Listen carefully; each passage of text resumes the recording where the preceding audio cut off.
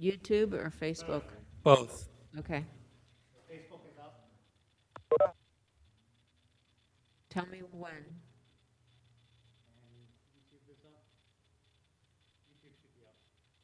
Make sure people can hear us.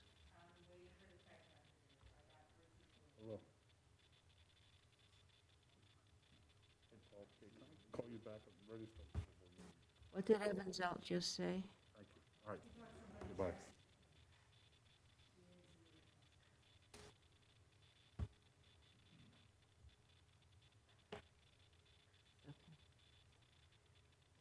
Okay. Can I call it to order or not?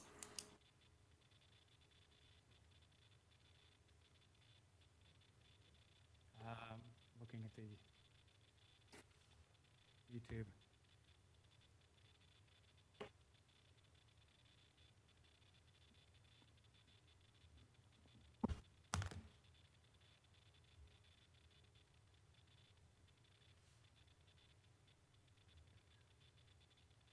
Test 1, 2.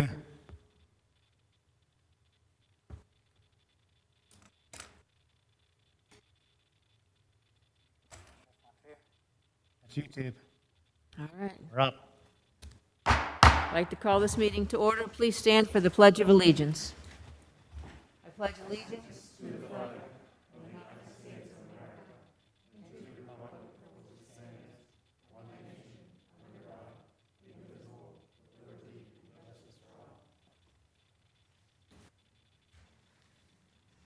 Please call roll.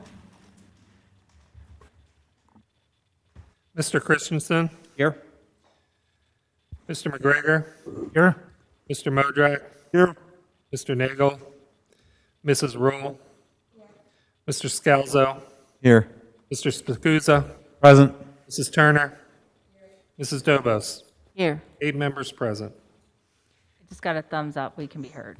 Okay, good. All right, I'd like to motion for an intent to adopt the agenda for business items. Moved by Mrs. Rule, seconded by Mr. McGregor.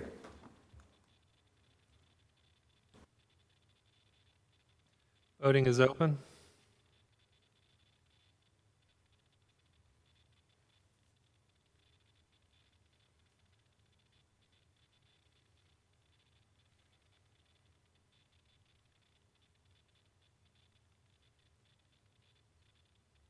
Mr. McGregor.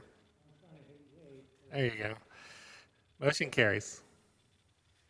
I'd like to announce executive sessions on March 16th, 2021, and March 23rd, 2021, for personnel, other legal matters, and to receive information. At this time, we have several reports. Mr. Evan Zelt, I see that you're on. Would you like to give the student government report, please? Of course. This week we have gone back to in-person meetings, which are allowing our members to be able to discuss more actively in person. And we are working on the Staff Appreciation Day in accordance with all of the COVID requirements and restrictions. In addition, we are continuing a weekly Spirit Day to make up for the Spirit Days lost during online schooling. Thank you, Mr. Zelt. We also have a PTA, PTO report from Melissa Frank. If you can please unmute and give your report, thank you. Hi, I'm the PTO president at George Washington Elementary. This month we hosted a leprechaun. Excuse me, can you speak more clearly into your computer? We can hardly hear you. Is that better? Yes. Okay. At George Washington, we hosted a leprechaun trap contest to celebrate St. Patrick's Day. A leprechaun was hidden around the school for the students to find and build traps to catch him. The winner received a Target gift card, a pot of gold, and the leprechaun himself. Last month was Read Across America Day and was celebrated with a dress up day where students were encouraged to wear items related to their favorite books or authors. Jump Rope for Heart was kicked off and will wrap up this week as students and families pledged money to raise for the American Heart Association. Spring decorating has started as each student was asked to personalize an egg to hang on the trees outside of the school. The PTO will then surprise the students by decorating with large bunnies and carrots to celebrate the arrival of spring. Sarah's Candies fundraisers and a new fundraiser with the Bethel Craft Company just wrapped up. Tonight is our Tossed Pizza and Wings Spirit Night, and the fundraising committee is preparing a couple of spring fundraising opportunities as well as planning for a food truck event in May. And I was actually also given William Penn's update, if it's okay if I read it. Yes. William Penn just wrapped up our Easter Sarah sale. Proceeds from this sale benefit the Rosemary Gaynor Memorial Scholarship. One senior at Bethel Park High School will also who is also a former William Penn alumni, will be chosen from an essay contest to be awarded a $1,000 scholarship to be used on their higher education. Applications for the scholarship will be available April 1st. A successful Read Across America week included Drop Everything and Read sessions and many Barnes & Noble gift cards raffled off to the students. A successful spirit sale was also just wrapped up. Thank you. Thank you very much for the PTO report. It sounds like the PTOs are very busy, as usual, creating activities for our students. Do we have a solicitor's report tonight? I just have one additional item to share with the board, in addition to the items that I shared in executive session. I've had the pleasure of meeting with Dr. Walsh this week as a part of his onboarding. Actually, it was last Wednesday. And good to go over several matters that the solicitor's been working on. Also, wanted to mention that the Centers for Disease Control put out new guidelines on Friday, March 19th, around the distance between desks that they are recommending. Pennsylvania has not altered its recommendation at this point in time, but that's something that we'll continue to review and update the board on. Superintendent's report, Dr. Walsh? Thank you and good evening, everyone. First, I want the board to recognize that these colored folders on your tables this evening came from the Grable Foundation. Information about their services, supporting education, and the Remake Learning Initiative throughout Western Pennsylvania. This was free literature that they wanted us to share with board members and administrators in the district. Second, Dr. O'Rourke's going to speak briefly for you about our ongoing plans and development on summer programs, summer remediation and credit recovery, et cetera. So I'm going to turn it over to Dr. O'Rourke. Thank you, Dr. Walsh. Good morning, good afternoon, everyone, evening, everyone. It's my honor to talk a little bit this evening about our summer programming that we're in the process of planning. I'm working with a group of our administrators at every level to develop a program for our students who may need credit recovery and using waterfront learning or another venue for that. We are also looking at lit camp and a couple others that we might be using for our ELA recovery and additional work for the summer. This is all offered to the students in Bethel Park through the ESSR grants money that is available. With that being said, there's some expectation of how we present our summer programming. There has to be a measurable piece to it, which means that there's a pretest or some type of diagnostic, the intervention or the activity, and then a post for growth. Our intent at this point is to offer something for every parent that would want something, whether it be a remediation program or a skill deficit piece that is with concern, whether it be credit or grade recovery or course recovery, or whether it be extension for parents that might be interested in just having their kids participate in a program. Right now, what that looks like is also can be available in different formats, such as in-person, online, and we'll see where that goes. Right now, we are looking for, as we develop our program, we will be looking for volunteers from our teaching staff and paraprofessional staff to provide the instruction as we go forward. But we also are looking for the opportunity that could also be developed in an asynchronous fashion for kids to work on at their leisure to continue learning over the summer. So we're real excited about that.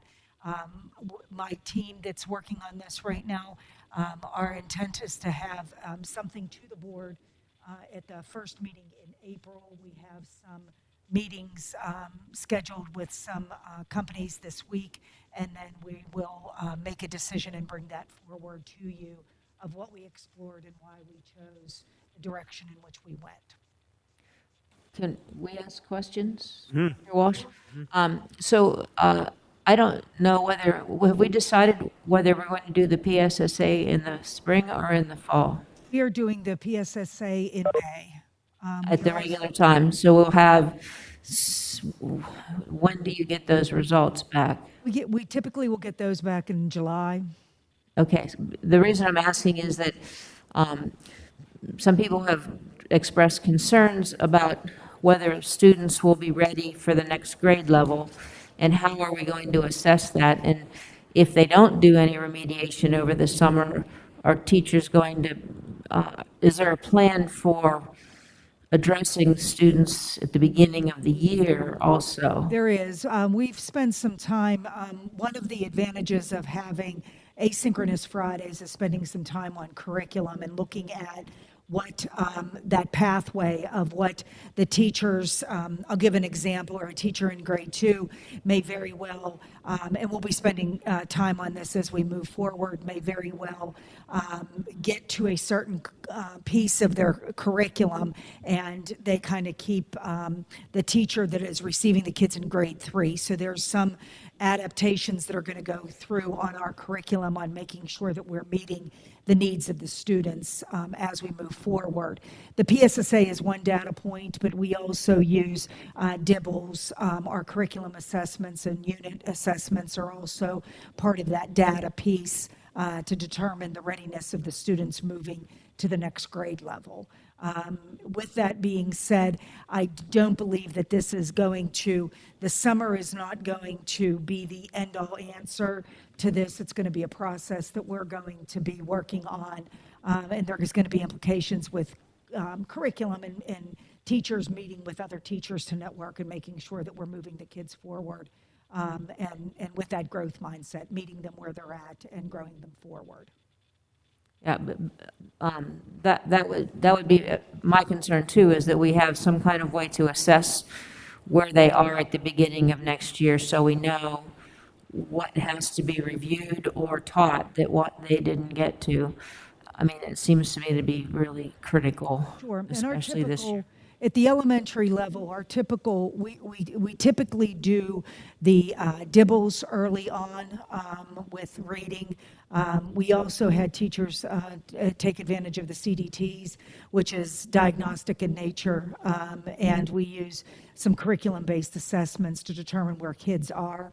Many of our curriculum right now, the Wonders curriculum and our My Math curriculum, there's a test to kind of give a formative test to kind of give the teacher an idea of what skills the kids need more work in. So it's an ongoing data-driven instructional process that PSSAs helps with that, but quite frankly, a lot of times the teachers get more information by the assessments in which they do in their classrooms, and then moving the kids forward with the curriculum-based things that we purchase with our curriculums or textbooks.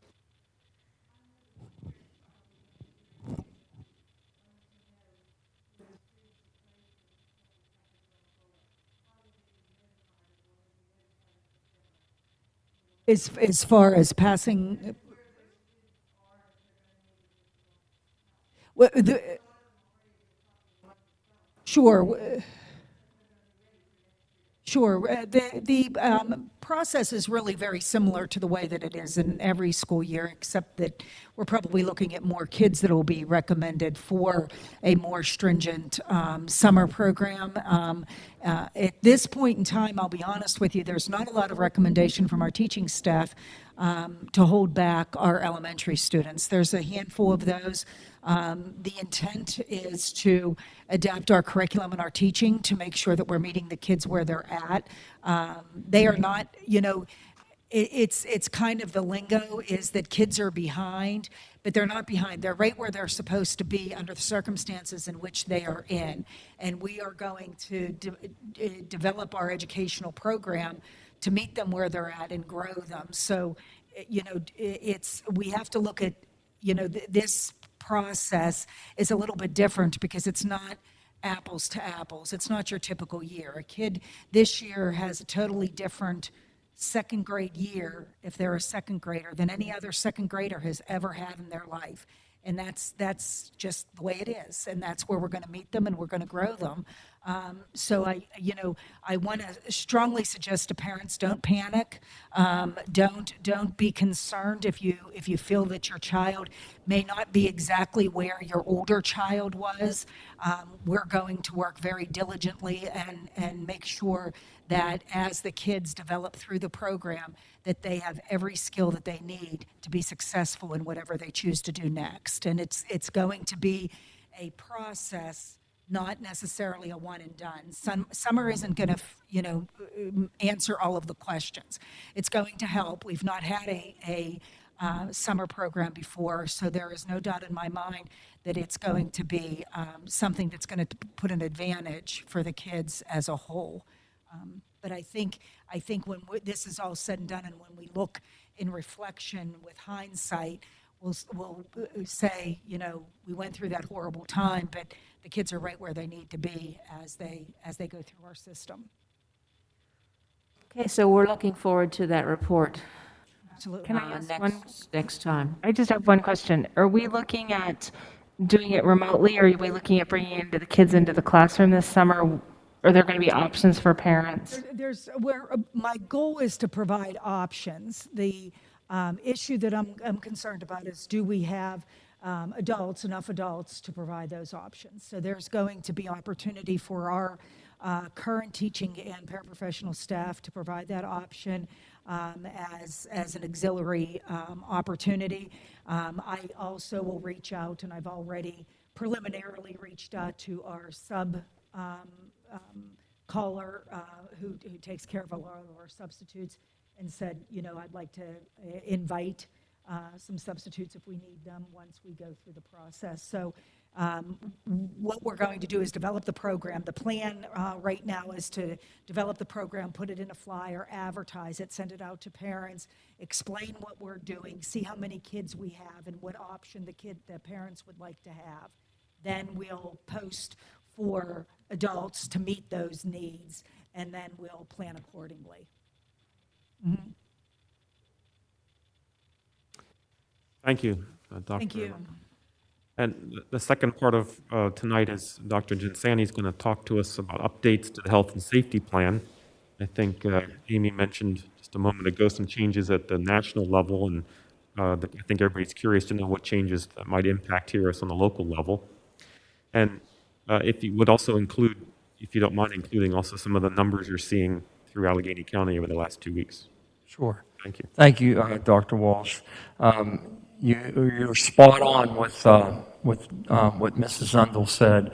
There's a lot of buzz out there about what CDC is saying, but until the Allegheny County Health Department, and particularly the Department of Ed Health Department, adopts the changes, we're still in status quo from where we've been for the last couple months. So let me start with some of the numbers. As you may know, and I think everyone's pretty well aware, we're still currently in the moderate transmission range, which is moderate, it's below 10%. Allegheny County overall is at 6.9%. Its last 7-day average is at 5.3%. Now, that differs with Bethel Park. And once again, I'm only speculating, but I believe there's not a lot of random testing going on at Bethel Park, and I believe that a lot of folks that are not well are being tested. So we're still at a pretty high rate, but it's about, 3 out of 10 folks are designated as positive. It's at a 27.69% rate. So Amy referred to some changes that came along on March 19th. I'd like to just back up just a little bit before that. A week prior to, on March 12th, CDC did talk about quarantine, and they had two particular pieces. And I get a lot of questions around, do I have to quarantine? I'm already vaccinated.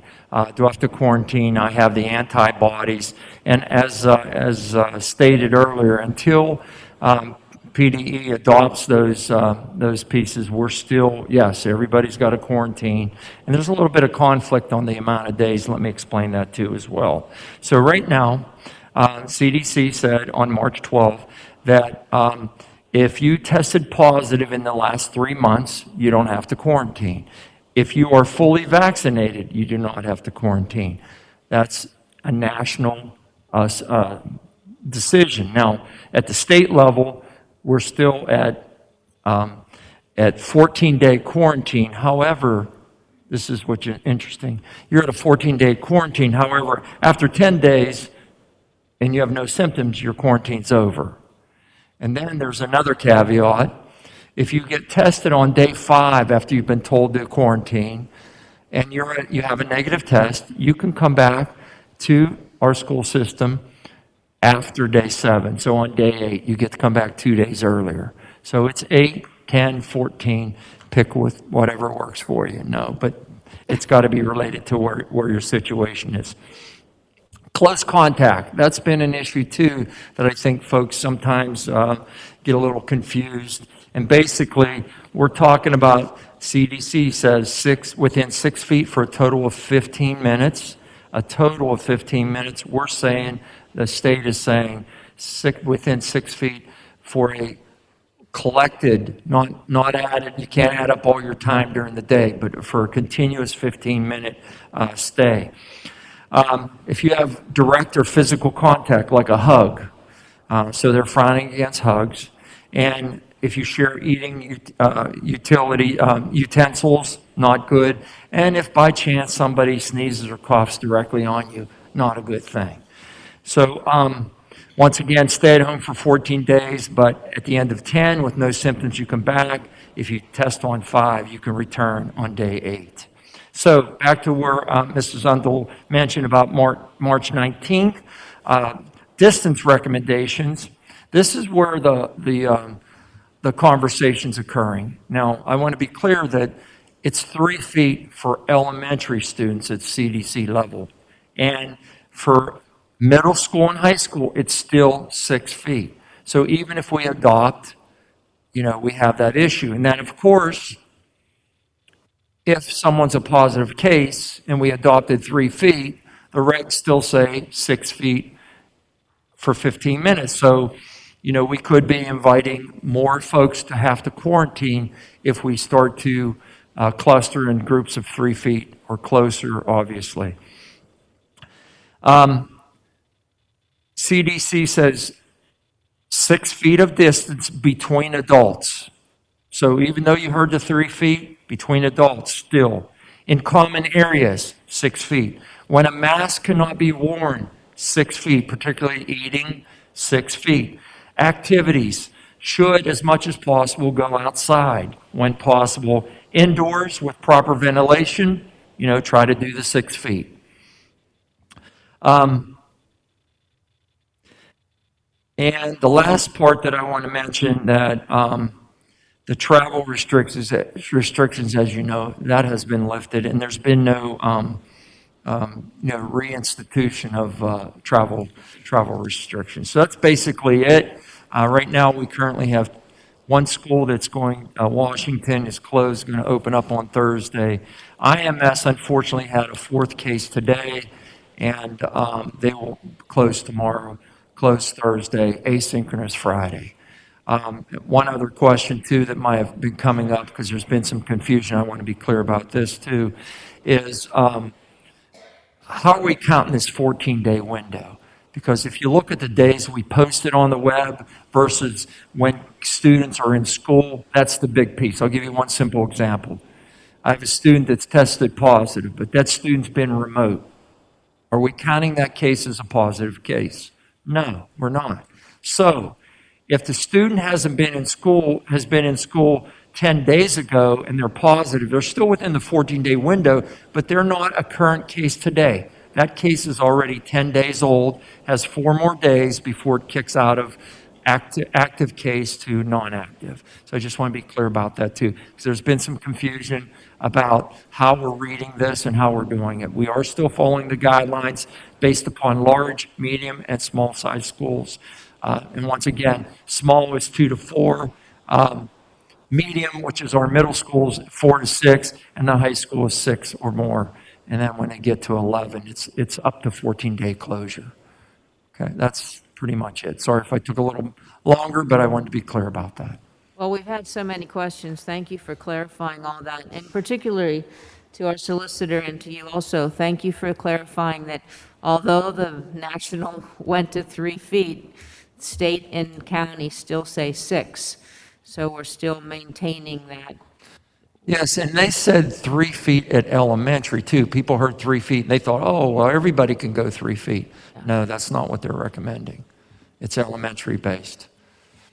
Thank you. Thank you. I'm going to add one other thing to your presentation, if you don't mind me jumping in here. But we sat in on these Thursday, Allegheny County schools and the health department meet on Thursday afternoons to kind of keep our finger on the same pulse. And I was surprised to hear last Thursday that they were having an all-time high of positive rates among students in Allegheny County.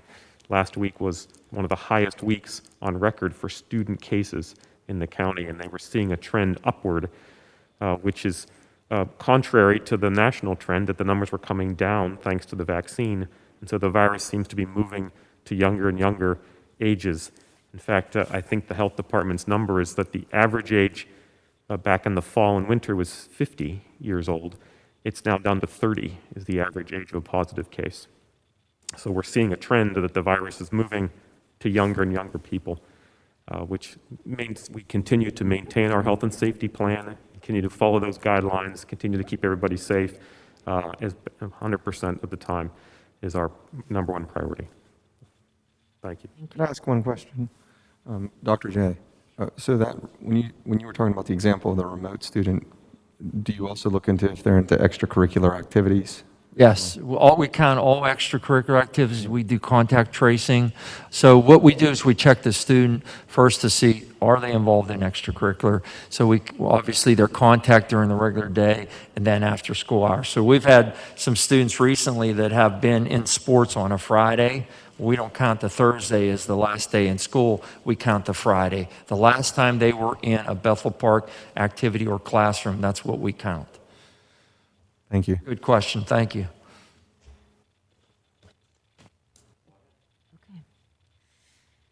All right, at this point, let's move to the public comments on agenda items. From what I can see, the 3 written comments should be read after the meeting because they don't deal with anything on the agenda. But Mr. Ryer, do we have any phone calls?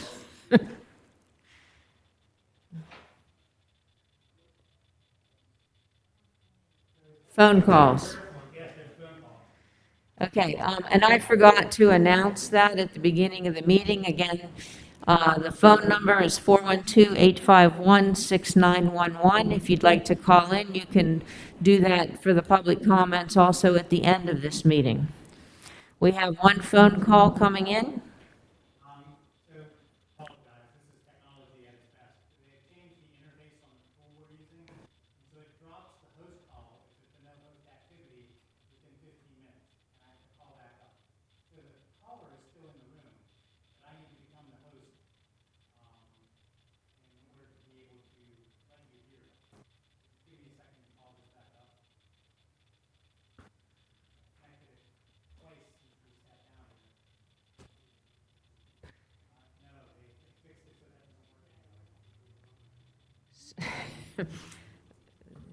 So we need to make this as more as efficient as possible for the future.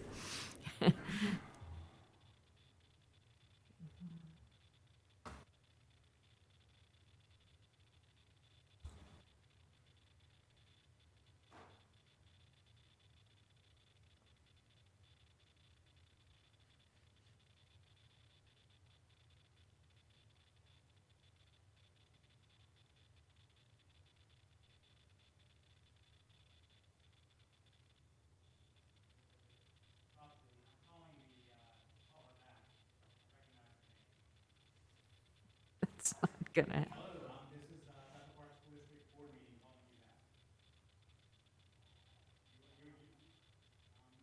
Now live in the boardroom.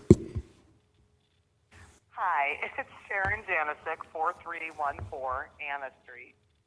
I was calling to say thank you so much to the board for supporting the stand after school extracurricular activity, number 5 on your consent agenda, and including a good stipend for teachers so that we have good sponsors to move forward with that program. That's so very important. As we move forward in the current times. I also want to say welcome to Dr. Walsh. We're happy to have you here in Bethel Park. I know the community is excited to have you here and to meet you. And hopefully soon we can all meet together and get back to moving Bethel Park together as a community. Thank you so much and welcome. Thank you for your comments. Any other phone calls? There are no other phone calls. Okay. So we'll move now to the business items. We have 23 items on our consent agenda. May I have a motion to approve them? Moved by Mr. Christensen, Second. seconded by Mr. Spacuzza. Of these 23 items, do we have any questions? Regarding our caller right now and the stipends that we have for stand, just a reminder that those stipends are one amount for as many sponsors as a particular building would have. So it's not per person stipend, it's to be shared among sponsors. And the Tree Pittsburgh is going to plant trees with our students and our faculty at 3 schools, Neil Armstrong, Memorial, and IMS. IMS. Thank you, Mr. Fierce. And I know I probably asked this many times, but we don't actually have driver's ed in our school. So what are we actually approving with the Kennedy Driving School? I can address that. Oh, I'm With the- sorry. With the Kennedy School, basically, they're through the recreation department, so we approve them to come in. They do hold classes and have held classes in the high school library. So students do the theory part, and then they actually do the driving part, which includes that three-point parking out in the lot. So, yeah, we facilitate the Kennedy School through the recreation program, through the municipality. Okay, thank you. Those are my questions. Does anyone else have any questions on the consent agenda items? Okay. Voting is open.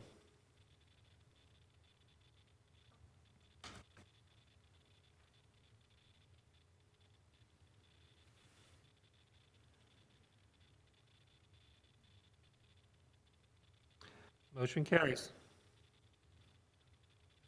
Okay, Mr. Spacuzza, will you take facilities and services? Personnel. Oh, I'm sorry, Mr. McGregor, I scrolled right down.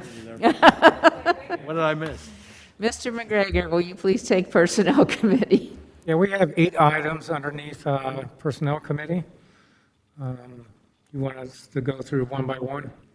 I think we could do them all. Okay, so I'll just read the list down. Number 1 is approval of extra duty responsibility program for 20 and 21. Number 2 is appointments or appointment of personnel. Number 3 is a change of assignment. Number 4 is approval of staffing changes. Number 5 is acceptance of resignations. Number 6 is approval of sabbatical leave of absence. Number 7 is the approval of COVID-19 compensatory services program staffing. And number 8 is approval of resolution regarding an employee. Is there any item here, I'm sorry, I didn't realize what some of those items were. Is there any item here that anyone wants to hold out from the overall? Sorry, I just have one question. Anthony, what are the changes that were made to the job description that's attached? Correct, yeah, it's attached to the motion, you'll see it, and the changes were made that we discussed. Thank you. No problem. In that job description, where does the hiring, firing, and review of coaches fall? Who does that? Athletic director. Okay. For the coaches in regards to, it would be also the human resource and the administration team up here, Right. but the overall overseeing it would be the athletic director. Okay. That's who this person would report to, with the high school principal also. Okay. Thank you for those changes. What they are referring to is the opening of the position for the assistant athletic director, what Ms. Turner and Mr. Christensen were asking about. Okay, so Mr. McGregor made a motion. Do I have a second? Mr. Christensen seconded. Any other questions or comments on those items, 8 items? Mrs. Douglas. Number 7, in regards to approval of the COVID-19 compensatory services program staffing. This is additional to what we're planning for the summer, as discussed by Dr. O'Rourke. Is it a little brief, Dr. Walsh, or? Yeah, correct. It's in addition to, this would be providing services for special education students to make up for what they may have missed during a closure or remote learning, et cetera. Thank you very much. And this will actually happen throughout the school year, not during the summer.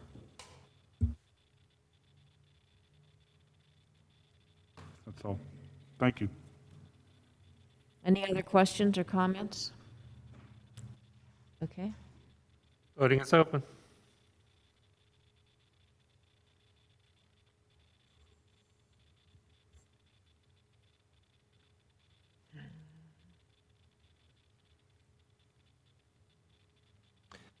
Motion carries.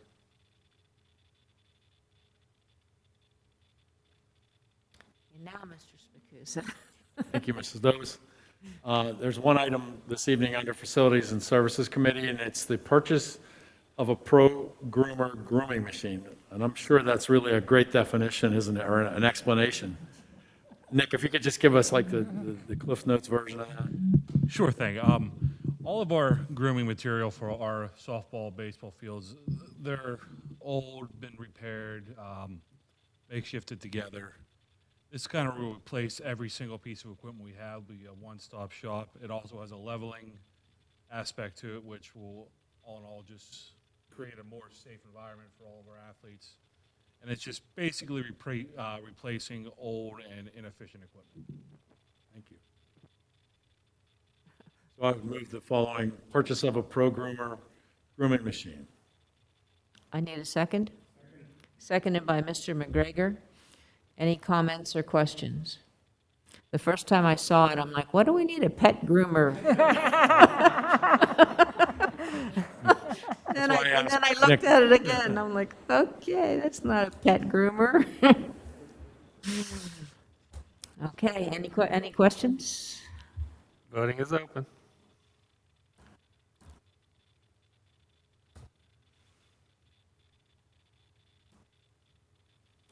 Hey, Mr. Christensen?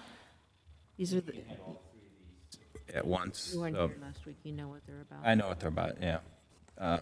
So I move to approve the tax exoneration of 3 partials parcels in Bethel Park for the extension of the Montour Trail. Second. Okay, moved by Mr. Christensen, seconded by Ms. Turner. And any comments or questions about this? Thank you for putting it together, Ms. Undle. Just a point of information, the Montour Trail Council has reviewed and has approved the form of the resolutions. And so if they're approved, we'll move it forward to send them to the tax collector. Make sure they have that on file. And I did note in here that the exoneration of the real estate tax is conditional upon all three being transferred to the Montour Trail. They cannot exonerate the taxes and then sell it on their own. That's correct. The taxes will not be exonerated until Montour Trail Council is owner of the property. Okay, thank you. Thank you. I guess the other comment I had was if Peter Conkey's listening, nice job being persistent through many years. That this is a good cause, so thank you, Peter.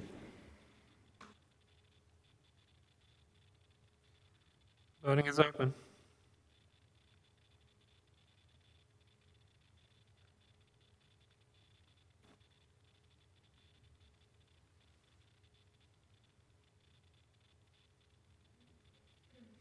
Motion carries.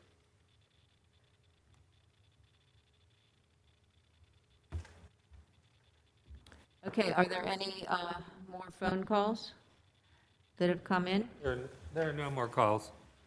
Okay, we have 4 public comments. I will read the first one. Do you see them all? Yeah. She even made you co-owners of the form. I'm through. Right. Okay, I'll read them then. The first one is from Michelle Miller, 29 Oregon Trail. And this comment is, please consider making 9th graders eligible to participate in band through majorettes, not just instrumentally. Neighboring districts such as Upper St. Clair, Thomas Jefferson, and South Park have 9th grade majorettes. Bethel Park Recreation has been offering several baton classes for many years and now has an active, thriving, competitive twirling team.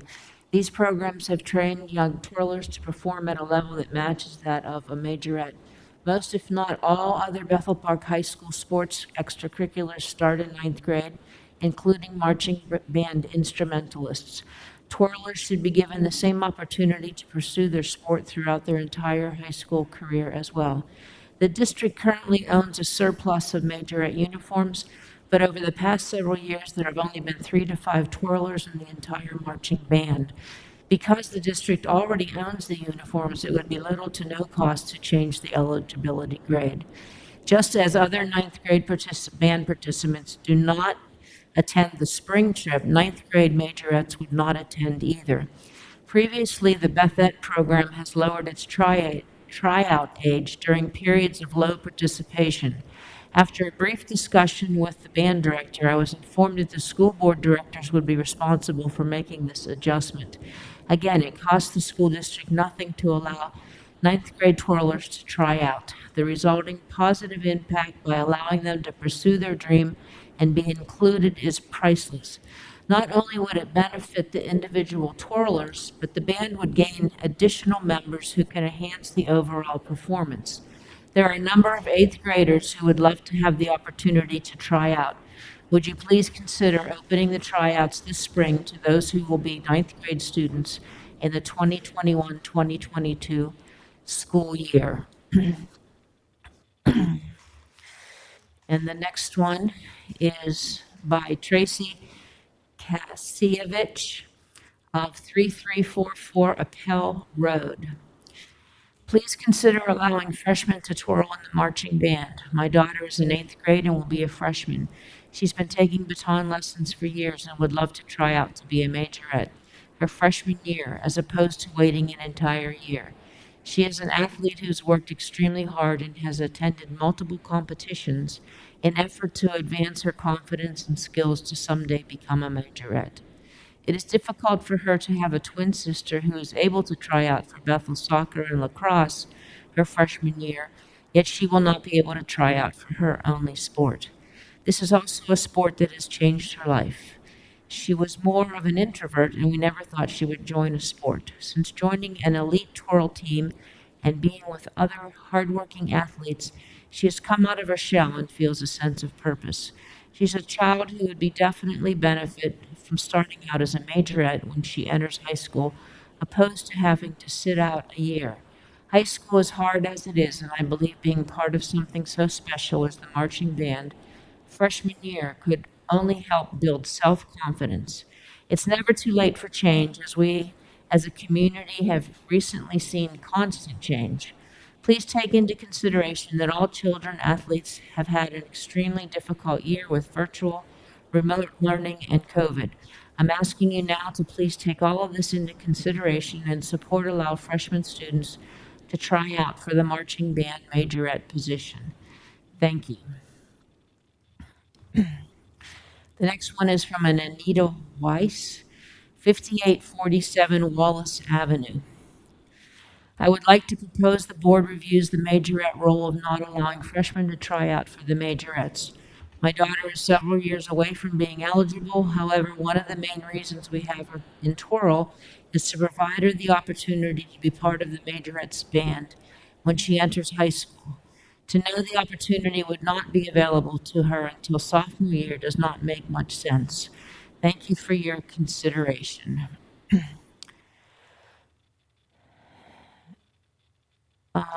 Actually, that's all, because this fourth one is the same as the third one. Let me refresh to make sure there's no other responses, and there are no phone calls. There are no further phone calls.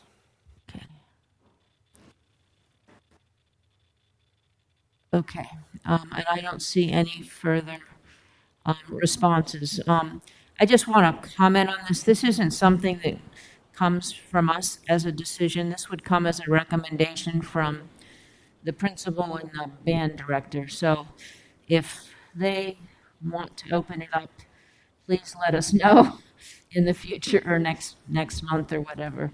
But it's all, anything about that has always come from the high school principal and the band director. It doesn't come from us top down. So parents, it's in the works. We'll see what happens. All right. Board comments. Any comments? I tell you what, I agree with those emails.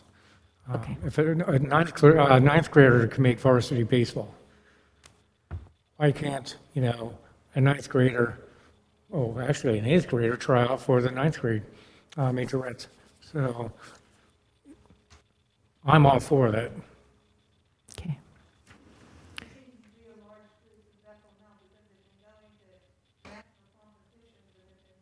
Is your microphone on?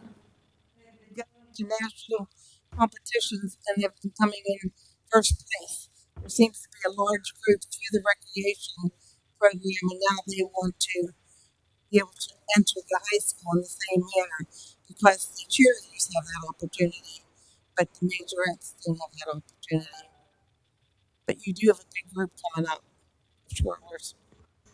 And I don't know whether, Beth, that's You can't try out till after their ninth grade year. right. And so you'd probably have to make it consistent. Yeah, because they could start them in the seventh grade. That cheer can go from recreation right into our seventh grade program. The cheerleaders, but the majorettes, the twirlers, have no line that way. Right, but what I was saying is that the Bethettes, they can only go in their sophomore year also. So Yeah. And that's only on If specials. so any consideration for change is going to have to address Yeah, probably both, yeah. groups. Right. Other board comments? Any other board comments? Yeah, I do. Steel Center. Yes, please. Steel Center is going to offer a summer program for the VOTEC students. They've sent out a survey to see how many would take the opportunity to come back in the summer, because some of them need their certifications. The other thing is that the AIU had 7,700 educators vaccinated in Allegheny County during their session this past week. 95,000 across the state. So we're getting there. Maybe we can go back to school. The other thing is, I want to mention that I don't know how many of you saw that Point Park University, it'd be the first university in the region to offer their student teachers now the opportunity to learn about remake learning. So it's and makerspace. So that's a good step for the region. Thank you very much. Any other committee reports? I forgot to add that into the agenda. Okay. Okay. Thank you all. Thank you, Dr. Walsh, for creating an efficient meeting for us tonight, and I'd like to have a motion to adjourn. Moved by Mr. Christensen, seconded by Mrs. Rule.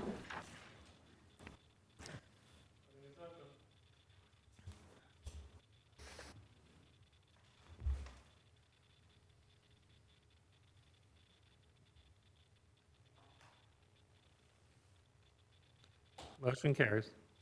Meeting is adjourned.